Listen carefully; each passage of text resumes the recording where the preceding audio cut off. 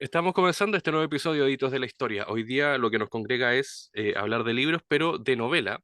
Hay que reconocer que en nuestro programa generalmente no hemos hablado mucho de novela, pero sí vamos a hablar de esta, que yo diría ha tenido un buen impacto y además porque es una de las novelas o la primera novela de nuestra invitada. Ustedes ya la ven en pantalla, Teresita Yacaman es la autora de Ábreme la jaula, editado por Forja.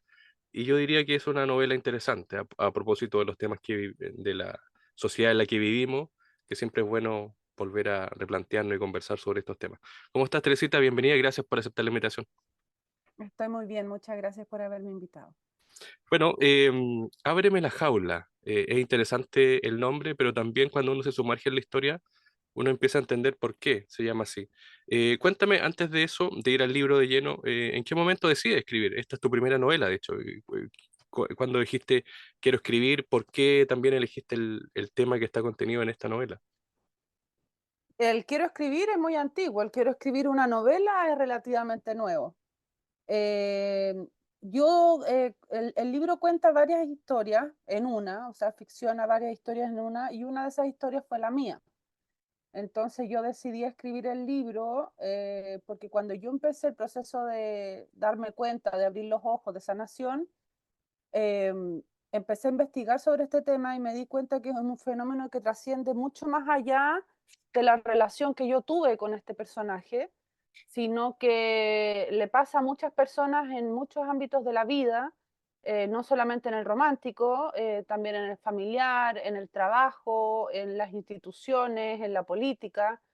Entonces me empecé a cuestionar, ¿por qué pasan estas cosas? ¿Qué pasa en nosotros que caemos con este tipo de personajes? Y también cómo operan estos personajes que nos hacen caer así tan redonditos. Entonces me di cuenta que tal vez mi historia con la de otros que yo conocía, personas cercanas a mí, podía ayudar a poner en transparencia cómo opera la coerción psicológica y cómo nosotros que pensamos que somos tan independientes, en realidad a veces no tenemos ni siquiera libre albedrío en algunas situaciones. Entonces, para mí, como soy curiosa, también dije, ok, hay que ver cuál es el trasfondo de esto, porque no me gustaría volver a caer de nuevo en algo así. Y si la novela puede ayudar a las personas, hombres, mujeres, a poder identificar estos patrones que son muy básicos, son repetitivos, son como un molde, evitaríamos tantos quiebres de corazones y de almas por ahí dando vuelta. Entonces, ¿para qué? No, yo no soy de las personas que digo: "Oh, lo viviría de nuevo porque aprendí tal cosa". No, ojalá no lo hubiera vivido nunca. Bueno, estamos hablando con Teresita Yacaman, la autora de esta novela, que ella lo desliza el tema, que justamente es la narrativa de una mujer que sufre violencia psicológica. Hay también, obviamente, una relación muy conflictiva, una situación sentimental. Es una mujer que regresa desde Brasil. Y eso te quería preguntar, porque claro, yo sé que tú viviste en Brasil, que vos viste a Chile y lo dijiste ahora al inicio, que también está parte de tu historia ahí. Pero ¿cómo sanar y después contar eso? Porque hay mucha gente que lamentablemente no logra sanar y cae como en un círculo vicioso en que cada cierto tiempo vuelve a caer en lo mismo, vuelve a caer en relaciones que son, como diríamos en buen chileno, relaciones tóxicas. Y gente que simplemente pierde la vida, lamentablemente. Gente que se pierde en eso, se pierde en adicciones, pierde la vida, feminicidio. O sea, no es un tema, no es un tema simple. Mira, repíteme la pregunta. ¿Cuál era la pregunta? Sí, te preguntaba cómo primero sanar y cómo también luego Ah, contar, ok, porque ok. me imagino que escribiendo el libro también hay una rememoración y un proceso de que tú Sí. comienzas a recordar y a vivir nuevamente lo que ocurrió. Mira, súper intenso, la verdad, pero por lo mismo, como ficcioné la historia, pude desapegarme de ella. Entonces, en algún momento, los procesos creativos tienen varias etapas, es como una cebolla, igual que el aprendizaje, es como una capita de cebolla. La parte más impactante para mí fue cuando uno lanza todo lo que tiene adentro y todas las ideas que tiene adentro y escucha las historias de tus amigos, de la gente cercana. Esa es la parte más dura, pero luego ya la obra se desprende de ti un poco y empieza a ser cada vez más, menos liquidante pasar por todos estos relatos que se transforman en uno en esta novela. Entonces yo creo que el primer tercio de la etapa, el primer tercio de la composición de la novela fue la más fuerte para mí. Y la sanación, la verdad es que desde que yo tuve la mía, mi propia historia, no estaba en pareja de nuevo, entonces tampoco sé hasta qué punto me he sanado. Lo que sí sé es que me encuentro pisando con mis dos pies y que he transformado de la tragedia algo hermoso, que es mi primera novela, y que por lo menos identifico ahora algunas, como se dice también en jerga común, algunas red flags, unas banderas rojas por ahí, que antes no tenían el radar. Nunca se puede cantar victoria, ninguno de nosotros puede cantar victoria, porque la forma en que aparecen estas personas es tan hábil que están súper disfrazados, es como el cuento de la Caperucita Roja, ¿cierto? El lobo vestido de oveja. Abre la jaula es esta novela de Teresita Yacamán. Hablemos de eso a propósito, po, de ciertas características que comparten las personas que finalmente manipulan, por así decirlo, que terminan incluso eh, controlando la vida de las personas a tal nivel, como tú le decías, que incluso llega al femicidio. Es decir, hay un nivel de exacerbación, de apoderamiento o de control del otro que es muy, muy potente. ¿Cuáles dirías tú que son esas características que manejan esta, no sé si es solamente hombres o también mujeres que pueden tener las mismas características?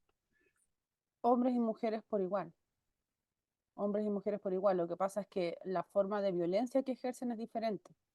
El hombre puede ser más controlador, violento económicamente, incluso violento físicamente, más agresivo, pero la mujer que tiene estas características ejerce una violencia psicológica tremenda, se victimiza, hace que todo el mundo esté alrededor de ello. Entonces hay madres así, hay novias, esposas así, hay hijos así. Es algo muy general, está muy generalizado, no es solamente del amor. Los líderes de secta, las líderes de secta, todas tienen la misma característica. Son personas que adolecen de empatía, no tienen empatía y tampoco se pueden mirar para adentro y tienen una necesidad y una sed de venganza con el mundo y ellos operan como depredadores simplemente, que van buscando sus suplementos y todo lo que los haga sentir a ellos llenos, completos. El poder es fundamental para ellos, sentir que tienen poder, que son alguien, que están por encima de nosotros. Y la ventaja que tienen es que como no sienten empatía y realmente no sienten empatía, no les afecta lo que hagan con el mundo, porque en la lógica de ellos está totalmente correcto lo que está pasando. Entonces pueden tenerte en una tortura mental por años y ellos no se desgastan. ¿Entiendes? Entonces por eso que es tan complicado. ¿Y qué pasa, por ejemplo, bueno, en el libro está contado obviamente cómo va transcurriendo este proceso de la protagonista, que también se enfrenta a todo el tema del confinamiento, que fue otra situación que puso en el tapete todo el tema del femicidio en Chile con el tema de la pandemia, que exacerbó obviamente todo este tipo de problemas producto del confinamiento. Pero el protagonista del libro también es una persona que, por así decirlo, su cultura y también su forma de vida es lo marca, por así decirlo. ¿Ah? Y no sé cómo lo miras tú también desde la realidad de esta relación que hay ya hoy día, no solo entre chilenos, sino también con extranjeros que también están en nuestro país, que también tienen una cultura distinta, pero que se han asentado también masivamente en nuestro país. Ya, espérame, que ahí me hiciste varias preguntas juntas. Entonces vamos por puntos. El tema de la pandemia evidentemente exacerbó los casos de feminicidio porque existe el factor que es el aislamiento, nos aislamos todos y una de las características de una persona que ejerce control coercitivo es aislar a la víctima, sacarla del círculo de sus amigos, alejarla de su familia, hacerla cortar relaciones para que esa persona sienta y quede dependiente totalmente de su victimario. En el caso de la pandemia facilitó mucho el aislamiento social de muchas personas, porque era impuesto por el Estado. Entonces, desde esa perspectiva, eh, fue mucho más fácil la captación de víctimas en todo aspecto. Crecieron los grupos sectarios, crecieron los grupos, las organizaciones coercitivas, por ejemplo, cualquier cosa puede ser una organización coercitiva. Un grupo de yoga puede ser una organización coercitiva, un negocio puede ser una organización coercitiva, todos estos esquemas Ponzi pueden ser organizaciones coercitivas. El trabajo también, muchos jefes abusivos empezaron a coercionar a sus empleados porque en el fondo o trabajáis o te echo. Entonces, el aislamiento social es uno de los elementos fundamentales en la coerción psicológica y claro, la pandemia agravó mucho más eso. Ahora, con el tema de la cultura de la persona, es irrelevante. Es irrelevante que él sea cubano, que sea mexicano, que ella sea colombiana, es totalmente irrelevante. Lo que sucede es que estas personas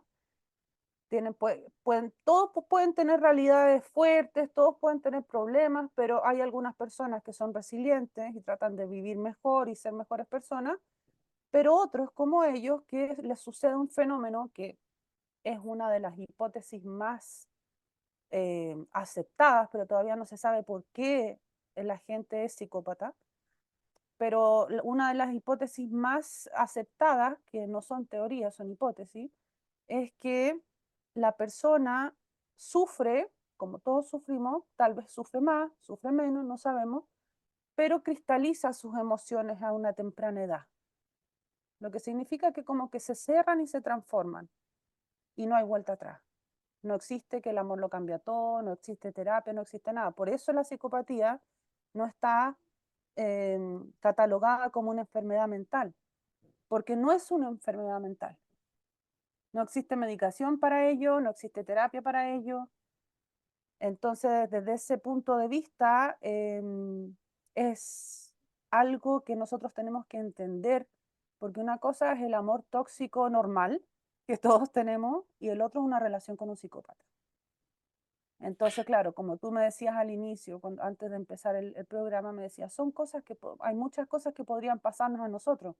Claro, y ahí está el gancho, porque tú piensas que estás en una relación con una persona normal, no te das cuenta que esta persona es diferente a ti, es como si fuera otro tipo de ser humano. Estamos hablando con Teresita Yeckerman, autora de esta novela, de hecho su primera novela de editorial Forja, la pueden buscar ahí, Ábreme la jaula. A propósito de lo que tú decías en lo último, claro, una cosa es una relación tóxica, pero otra cosa es una relación psicopática, que en Exacto. este caso también ya no es una relación, sino que muchas veces las personas son víctimas de psicópatas, es decir, el psicópata llega a tal manipulación que finalmente convierte a la víctima por más que esté enamorado o porque quiera a la otra persona, es una no sé si llamarlo relación, pero sí una dependencia. En el caso del libro, también uno se puede dar cuenta de eso, a propósito también del daño emocional que va viviendo la víctima, que en algunos instantes uno dice, bueno, pero como si es obvio que lo que le está haciendo es algo negativo, tóxico, es algo que en la realidad o en el sentido común uno no aceptaría. Pero yo no sé si eso, o las personas que tienen una relación, llegan al nivel de eh, pensar en qué están viviendo. ¿Ah? Porque muchas veces uno dice, bueno, lo perdonaste una, dos, tres veces. Hay una real meditación, pensamiento de lo que se vive en una relación amorosa, o finalmente hay un ceder constante, porque uno en la novela lo ve así. No sé si entendí muy bien la pregunta, pero pienso que va por el tema, bueno, en la novela a mí lo único que quise es exponer la forma de pensar de la protagonista justamente para que se viera esa dicotomía, para que se entendiera que lo que sucede en la cabeza de las víctimas se llama una disonancia cognitiva, donde tú estás viviendo dos realidades al mismo tiempo. Un lado tuyo sabe que esta persona es mala desde un inicio y la otra quiere que sea la persona que te embaucó en un inicio. Entonces, siempre hay un diálogo constante en la cabeza de la protagonista que comienza desde el inicio y hasta el final continúa. Estaré exagerando, seré yo la loca, estaré mal, no, este tipo no, que aquí, que allá. Entonces, siempre hay un diálogo entre las dos partes, existe constantemente.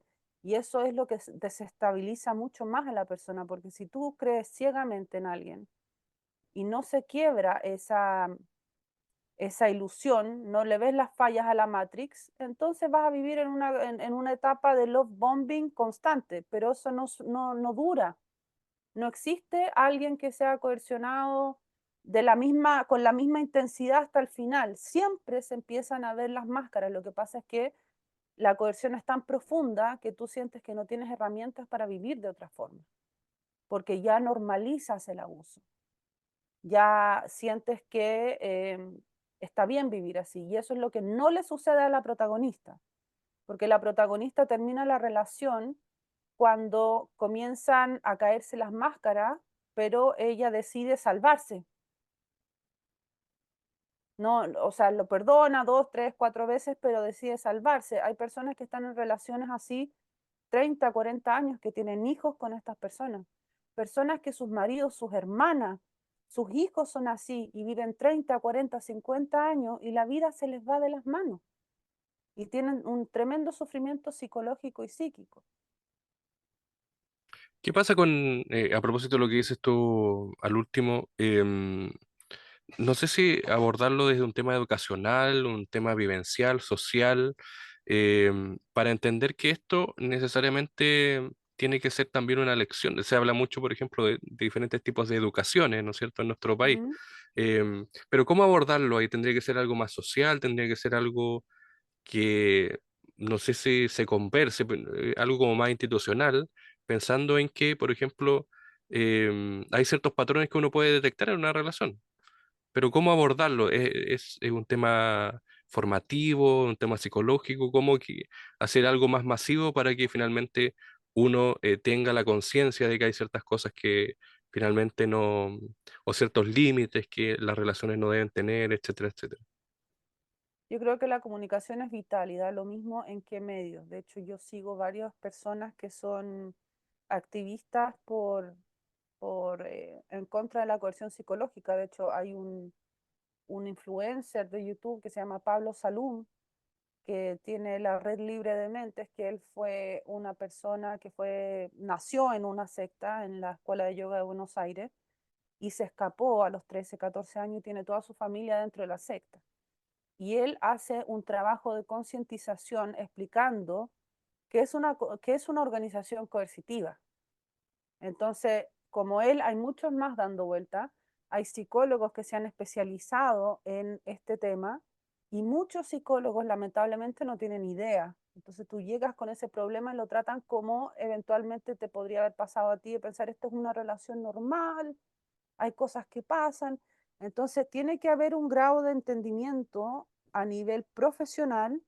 No sé si a nivel institucional podría funcionar porque lamentablemente gran parte de la gente que está en las instituciones y en el poder, en la política, tienen características psicopáticas. No digo que todos, pero muchos. Entonces, creo que es difícil que se pase una ley que diga, ok, vamos a enseñar lo que sí podría haber, que por ejemplo la ley Karin está ayudando en eso, es a delimitar qué es lo que está bien y qué es lo que es abuso. ¿Me entiendes? Entonces, desde esa perspectiva, la legislación puede ir ayudando no a identificar a los psicópatas, pero sí a poner los límites en lo que uno debe aceptar como correcto o no, como abuso o no, porque ese es el gran problema, que uno no sabe a veces qué es abuso. Cuando tú eres una persona que has nacido en un hogar que está descompuesto, en un hogar donde has sido abusada o has sido abusado psicológica o físicamente o ambas, tú no sabes otra realidad, no conoces otra realidad. Entonces vas a repetir en lo mismo una y otra vez. La gente siempre suele pensar y dice, pero es evidente que esta persona es mala, pero oye, pero ¿cómo te voy a meterse en una secta? Nadie se mete en una secta. Nadie dice, me voy a meter aquí donde me van a dominar, me van a lavar el cerebro y me van a marcar y me van a hacer estas cosas y me van a llevar a... No, uno no tiene ese proceso, no es así, no es tan simple como blanco y negro. Así como, ah, mira, me voy a meter con este gallo para que me termine asesinando en 2 años más. No es así. Uno entra en un momento, usualmente es un momento de vulnerabilidad, donde tú como ser humano, todos nosotros como ser humano estamos buscando sentido en la vida, estamos buscando pertenencia, estamos buscando ser amados y siempre estamos pasando por crisis.